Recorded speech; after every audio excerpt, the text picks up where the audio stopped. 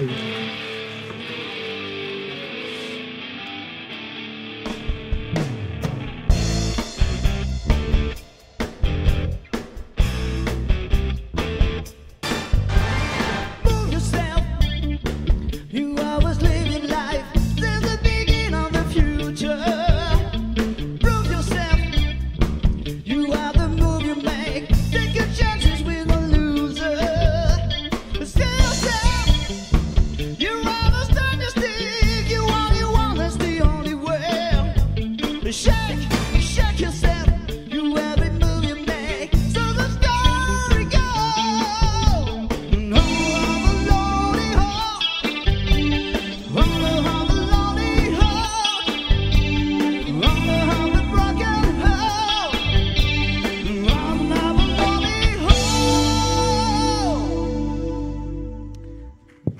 Merci. Vous pouvez les applaudir, effectivement.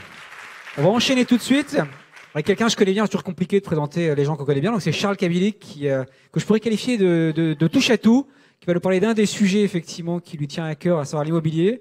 Charles est quelqu'un qui, au-delà de travailler avec moi et Sébastien sur WSF Valley, WSF Festival, a fait beaucoup de choses. Donc il va nous parler aujourd'hui d'un des sujets qui est un des sujets cœur sur lesquels tu as reconstruit ta carrière d'entrepreneur il y a quelques années déjà, une dizaine d'années, je crois, qui est l'immobilier. Donc je te passe la parole tout de suite. À tout à l'heure, Charles. Merci Ronan. Alors, je change de casquette, du coup, pas WSF Valley, mais AC3. Donc AC3, c'est une société que j'ai créée en 2005. Ça fait déjà 12 ans, qui est devenu leader dans le logiciel et les sites internet pour agences immobilières, qui travaillent pour Orpi, l'adresse, ERA, Sovimo, Avis, etc., Guy-Hockey, La Forêt. Et pour près de 5000 agences immobilières indépendantes, puisque on a racheté il y a peu de temps le leader historique du marché qui s'appelait Polyris. Alors le but là, c'est pas de vous parler d'AC3, c'est parler de comment l'immobilier est en train d'évoluer et comment le numérique est en train de totalement disrupter ce marché-là. Alors ce qu'on voit, c'est qu'on est sur un marché qui bouge à toute allure. Alors le premier constat dans l'immobilier, c'est que tout le monde rachète tout le monde. Il y a une vraie consolidation. Les éditeurs rachètent les éditeurs. Nous, on a racheté Polyris. Les portails rachètent les portails. Sologer est en train d'essayer de racheter Logikimo. Les réseaux se rachètent aussi. Avis a racheté Solvimo. Il y a encore une très grosse opération en cours sur un autre réseau. Et ils se rachètent pour être plus gros. Et pour être plus gros, pourquoi ? Parce que les développements dans le numérique, maintenant, demandent des moyens ultra importants. Et ils sont bousculés surtout par des nouveaux entrants qui sont les réseaux de mandataires, qui au départ étaient pris un peu pour des bouchers charcutiers qui allaient faire de l'immobilier. Et puis qui, en fait, s'avèrent être des gens qui sont beaucoup plus industriels et beaucoup plus professionnels que ce qu'on pense. Et j'y reviendrai tout à l'heure parce qu'ils ont apporté des nouveaux modèles économiques qui sont extrêmement intéressants. Et puis sur toute la chaîne de la valeur, à chaque étape, il y a des startups qui sont en train de grignoter la valeur ajoutée des agences immobilières. Ah, c'est passé tout seul. Je vais revenir en arrière. Si vous pouvez revenir 2 slides en arrière. Merci. Et donc, ces startups sont en train de bousculer le marché au fur et à mesure. Je touche plus à la zapette. Hein. La géolocalisation est l'avant-dernier point qui est en train de bousculer l'ensemble de l'écosystème, parce que concrètement, nous, ça fait 5 ans qu'on le dit, l'appétit des acheteurs, des locataires, c'est de savoir où sont les biens. La pratique fait qu'aujourd'hui, ils utilisent un mobile pour trouver des biens et ils ont envie de savoir où ça se trouve, à quel endroit, à côté de quelle épicerie et de passer devant. Et le dernier point, vous pouvez passer au slide suivant, c'est les nouveaux modèles économiques. Alors, tu peux repasser au slide d'avant. Nouveau modèle économique qui arrive, et notamment un modèle qui est extrêmement important, qui est en train de révolutionner le marché et qui peut s'appliquer à d'autres secteur d'activité que l'immobilier. C'est ce qu'on appelle le MLM, qui est le multi-level marketing. Moi, quand j'étais petit, on appelait ça le système pyramidal, qui était strictement interdit. Sauf qu'il y a un système qui s'est légalisé, qui est le MLM, qui est venu par les États-Unis. Le système pyramidal, je ne sais pas si vous avez fait ça quand j'étais étudiant. Moi, quand j'étais en prépa, ça jouait beaucoup. Vous achetiez une liste à quelqu'un, vous lui filiez 100 balles, et vous avez trouvé 3 gars qui allaient vous filer 100 balles aussi, et puis ils filaient 100 balles à un gars qui était N plus 7 au-dessus de vous, et ils vous promettaient que vous allez gagner 1 milliard, pour faire simple. Alors, tout gars qui a fait un peu de mathématiques, il sait que c'est impossible, parce que en trois niveaux, vous avez couvert la planète. Le multi-level marketing s'est basé là-dessus, mais ils se sont dit, en fait, le vrai intérêt de ce système-là, c'est que ça se propage très vite, ça gangrène. Et donc, le numérique a permis de mettre ça en musique, notamment dans l'immobilier. Et le premier réseau qui a fait ça, c'est un réseau qui s'appelle Keller Williams aux US, qui a écrasé le marché américain en 2 ans. Ils ont écrasé le marché américain comment? Simplement en déployant cette stratégie, en disant, nous, on va créer des marketplaces avec plein de négociateurs indépendants, des entrepreneurs indépendants. Et le principe, c'est qu'on ne fera pas de pub, c'est qu'on ne fera pas de publicité pour la marque, on va s'appuyer sur les réseaux de nos indépendants. Et donc, ils vont eux-mêmes recruter les propres négociateurs de demain, ils vont eux-mêmes former les propres négociateurs de demain, et ils vont être rémunérés avec une partie du chiffre d'affaires qu'ils vont produire demain. Et ils ne seront rémunérés que s'ils restent eux-mêmes producteurs. C'est-à-dire concrètement, le rentier, il dégage. Ce modèle-là, ils se sont dit c'est 20% du chiffre d'affaires ou 15% du chiffre d'affaires qui est redistribué à tout mon réseau. Donc aux US, en 2 ans, Keller Williams a lancé 820 market centers sur 31 pays. Et ça représente 150 000 négociateurs immobiliers dans le monde aujourd'hui. 150 000. Et ils ont doublé tous les acteurs américains. En France, on a vu arriver à peu près son petit frère. Donc Keller Williams s'est lancé en France depuis 1 an. C'est pas sûr que ça marche en France, hein. C'est un modèle très lié à l'argent. En France, il y a son petit frère qui a fait une super croissance qui s'appelle IAD. Je ne sais pas si vous connaissez, qui est un réseau qui s'est vendu il y a quelques temps à LBO et qui a monté un système. Et c'est un réseau qu'on n'a pas vu arriver. C'est un modèle qu'on n'a pas vu arriver. Et ça n'est que du modèle économique. C'est-à-dire qu'il n'y a pas de valeur ajoutée différente. Ce n'est que du modèle économique. Et le modèle est exactement le même. Il rémunère sur 5 niveaux hiérarchiques et il répartisse une partie de la valeur. Donc sur une seule vente, il peut y avoir 12 personnes qui touchent. C'est-à-dire les 5 négos de la ligne du vendeur, les 5 négos de la ligne de l'acquéreur et éventuellement l'apporteur du vendeur et l'apporteur de l'acquéreur. Alors ça veut dire que demain, vous connaissez un copain qui va acheter une maison, et bien vous allez dire à un égo que vous avez un copain qui veut vendre, qui veut acheter, et vous allez toucher une partie de la com. Alors ils ont cru comme ça, et ils sont à 4000 négociateurs immobiliers aujourd'hui en France. Et tous les réseaux sont en train de se réformer là-dessus progressivement avec ce modèle-là. Il y a un autre modèle économique qui est en train d'arriver et qui, pour l'instant, n'est pas déployé. C'est ce qu'on appelle le Blue Ocean Strategy. C'est que plutôt que d'aller concurrencer les autres en faisant la même chose, essayons de trouver une fenêtre météo qui est un tout petit peu différente. Donc il y a 2-3 réseaux aujourd'hui américains qui sont en train de se lancer là-dessus. Alors pour l'instant, sans succès extrêmement fort, mais c'est des choses qui sont en train de se développer. Alors ça, c'est pour le modèle économique. L'argent, il va où, il revient à où. Mais la réalité, c'est que, si on passe au slide suivant, sur toute la chaîne de la valeur, les startups sont en train d'essayer de grignoter cette chaîne de la valeur pour essayer de déstabiliser le marché, de le désintermédier potentiellement. Alors ça commence dès la construction. Dès la construction aujourd'hui, on voit que tout le monde est en train d'essayer de trouver le nouveau modèle économique pour construire. Alors, j'ai une toute petite vidéo de 30 secondes, si vous pouvez lancer. This house was built in 24 hours. How? Thanks to modern technology, APIsCore 3D printing.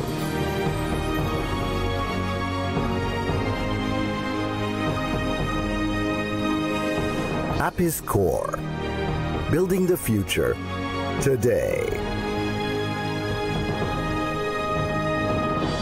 Alors ces startups-là, il y en a plusieurs dans le monde, hein. Il y en a à San Francisco, celle-là est de San Francisco, et cette maison-là est construite en Russie. Leur idée, c'est d'imprimer basiquement des maisons. Alors, il y a 3-4 ans, on leur disait, vous êtes fous les gars, ça ne marchera jamais. Aujourd'hui, on imprime du béton, on imprime du verre, on imprime du métal, du plastique. 24 heures pour construire cette maison de 60 mètres carrés. Alors, elle est ronde, elle aurait pu être carrée, hein. C'est juste parce que l'architecte s'est fait plaisir. 10 000 $, c'est-à-dire le tiers du prix de la même construction en brut de béton en normal, 24 heures de construction. Donc, ça veut dire concrètement que dans le marché de la valeur ajoutée, en tout cas de la valeur perçue sur une habitation demain, ça peut être une vraie disruption si ça devient un marché de masse. Imaginez le marché locatif. Imaginez votre voisin qui construit une maison imprimée comme ça. Ça peut même permettre de se dire on change de maison comme on change de voiture. C'est-à-dire je rase la maison, je garde la dalle, parce qu'ils impriment même la dalle, hein, juste pour info, et vous reconstruisez à côté. Si on passe juste à la photo suivante, ça c'est une maison imprimée. C'est en Chine. C'est les Chinois qui ont été les premiers à imprimer une maison. C'était en 2013. Cette maison-là, ils avaient mis 60 jours à la faire. Aujourd'hui, ils sont en 24 heures. Donc, ça veut dire simplement qu'on va avoir des architectes qui vont probablement faire des sites internet de plans qu'on achètera à télécharger comme sur Photolia et qu'on ira imprimer comme on imprime sur son imprimante à nous. Donc dans le marché de la valeur perçue de la maison, ça peut quand même bousculer un peu les choses. Si on continue, une fois qu'on a construit la maison, il y a un jour on va vouloir l'estimer ou la revendre. Et là on voit que sur ce marché-là, c'est en train d'accélérer à toute allure. Il y a des gens comme Meilleur Agent qui sont positionnés depuis un certain temps sur la captation des vendeurs par l'estimation. Se Loger est en train de le faire aussi. Et on sait que nous, en tout cas, pour tout l'ensemble de nos clients agences immobilières, on agrège de la data pour être capable de le produire aussi. Et cet observatoire du marché, géolocalisé, mètre carré par mètre carré, est extrêmement intéressant. Ça nécessite néanmoins qu'on soit capable de géolocaliser le bien de manière correcte. Donc une fois qu'on a rentré un mandat, je me place à la place, je suis négociateur. Jusqu'à présent, quand on mettait en vente, qu'est-ce que faisait un négo? Il faisait une pub sur un portail, et puis il attendait l'acquéreur. Depuis quelques années, il a appris à travailler avec son confrère. On a fait des réseaux d'Amepi, des réseaux d'agences. Désormais, il y a d'autres solutions qui sont assez déstabilisantes. Ça, c'est une start-up qui s'est lancée il y a quelques mois. On peut lancer la vidéo en 2 secondes. Cette start-up, elle fait quoi? Elle permet à un négociateur tout seul dans son coin de publier le bien qui vient de rentrer et de le partager avec tous les autres qui sont prêts à le partager avec lui, indépendamment de son réseau, indépendamment de son agence. Ça veut dire qu'en fait, le négo devient une vraie entreprise à part entière, même s'il est salarié d'une boîte. Et il va vendre son bien comme il a envie, de la façon dont il le souhaite. Donc en termes de management, c'est juste extrêmement compliqué, parce que vous pouvez faire partie d'un groupement d'agences et puis en fait, votre bien, il est vendu potentiellement par d'autres. Si je continue sur la valeur, en étape 4, la vente. Et alors la vente, ça c'est le Bon Coin, ça. Alors le Bon Coin, ils ont innové il y a quelques temps sur un point qui fait que le marché, il ne peut plus faire marche arrière sur la géoloc. C'est-à-dire les vendeurs particuliers, aujourd'hui, peuvent mettre l'adresse précise de leur bien et leur bien est géolocalisé précisément sur le Bon Coin. Qu'est-ce que ça veut dire? Eh bien, ça veut dire que les professionnels, ils n'ont pas le choix, ils font pareil. Et il va falloir aller vers là très vite. Si tu montes le slide suivant, bien ici, par exemple, qui est un portail qui s'est créé par des professionnels immobiliers, maintenant, c'est mis à des biens géolocalisés ultra précis. Mais ça veut dire que du coup, si on a l'adresse, on a quasiment le vendeur. Si on a le vendeur, on peut aller le voir en direct et on peut court-circuiter l'agent immobilier. Donc ça veut dire que dans le modèle économique de l'agence, le mandat exclusif devient central et qu'on le veuille ou non, il n'y a pas trop le choix. Et Se Loger a fait pareil il y a quelques semaines. Si on poursuit dans la chaîne de la valeur, il y a un moment donné, on se dit qu'on va animer nos acquéreurs. Et pour animer nos acquéreurs, ce qui est en train de changer aussi, c'est que comme les agents immobiliers animaient très mal leurs acquéreurs, pour 2 raisons. La première, c'est quand on est dans un marché tendu, l'acquéreur, on s'en occupe pas. Prenez les marchés parisiens, grosso modo, vous mettez un bien en vente, il y a 20 acquéreurs, on sélectionne l'acquéreur, on prend celui qu'on veut et c'est terminé. Dans le marché provincial, c'est pas ça, mais comme il y a tellement d'acquéreurs en masse, tellement de contacts, du coup, le dernier qui a visité chasse le précédent, etc. Aux US, qui se déplacent, qui se développent, c'est avec ce genre de start-up, des chatbots immobiliers. Je peux passer le suivant. Celui-ci, par exemple, si vous regardez à droite, là, en fait, vous discutez avec un robot en direct. C'est comme e-advice, sauf qu'il n'y a pas de gens derrière. Ce sont que des algorithmes et des scénarios qui ont été adaptés à l'immobilier. Et ce robot capte de la data au fil de l'eau, anime votre négociateur, etc. Et on peut le déclencher, certes, sur un site web, mais on peut le déclencher aussi avec un email, aussi avec un push de notification, etc. Et ça, c'est des sujets sur lesquels nous, on travaille énormément parce que c'est là qu'on va pouvoir créer de la valeur et faire en sorte que les agents immobiliers animent 24 heures sur 24 leurs clients, proposent des opportunités qui ne sont pas forcément encore à la vente et découvrent mieux leurs clients. Si on en termine quasiment sur le slide suivant, je vais vous montrer ça. Ça c'est assez exceptionnel. J'ai la caméra avec moi. Ça fait des années qu'on cherchait une solution de réalité augmentée. Alors, il y a eu plein de startups là-dessus, etc. Il y en a une française qui s'appelle Gyroptique. Tu peux mettre la vidéo. Qui se branche sur un iPhone. Alors, vous mettez votre iPhone comme ça et vous baladez comme ça et ça filme en 360 degrés. Sauf que celui qui va la regarder, alors là, on vous la montre à l'écran, donc on ne peut pas la mettre en 360. Il peut faire une visite avec le son, parler, vous présenter le bien comme s'il était avec vous, agent immobilier. Et vous, quand vous allez revoir la vidéo, vous vous baladerez avec votre iPhone, vous vous tournerez, ou alors vous aurez un casque, et puis vous allez faire la visite exactement comme si vous étiez dans le lieu, avec l'environnement, avec tout ce qui se passe autour. Pour moi, c'est la première fois où on peut se dire que sans avoir fait une visite physique, on peut acheter ou louer une maison. Et ça coûte 249 €. Donc ça veut dire concrètement que c'est accessible à tout le monde. Et Mark Zuckerberg, qui a adoré ce truc-là, en a offert 4000 lors d'une conférence en avril dernier pour promouvoir les Facebook Live en 360 degrés. Donc, et ça, en termes d'impact, c'est extrêmement intéressant. Et dernier slide, c'est juste pour vous montrer que même au niveau de la... Alors ça, c'est les drones, pardon. Les drones immobiliers, c'est un peu plus coûteux, mais ça se fait de plus en plus. Ça, c'est une agence française qui le fait. Mais c'est un tout petit peu plus coûteux. Je termine par la partie signature. Un beau jour, on vend. Start-up nantaise. Eux, ils se sont dit, nous, on va dématérialiser totalement la signature du compromis jusqu'à la vente. On va permettre aux vendeurs et à l'acquéreur de travailler. C'est eux qui vont préparer la vente. Et je reviens à un point qui venait de chez Leclerc. Leclerc avait pour idée au départ de dire toute la force, c'est de faire travailler le client.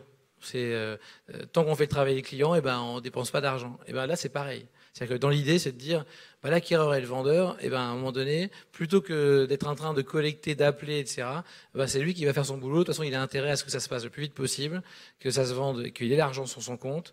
Donc, ils vont le faire et ils le font travailler à la place d'eux en mode collaboratif. Voilà, j'en ai fini pour cette petite démonstration. Est-ce qu'il y a des questions ?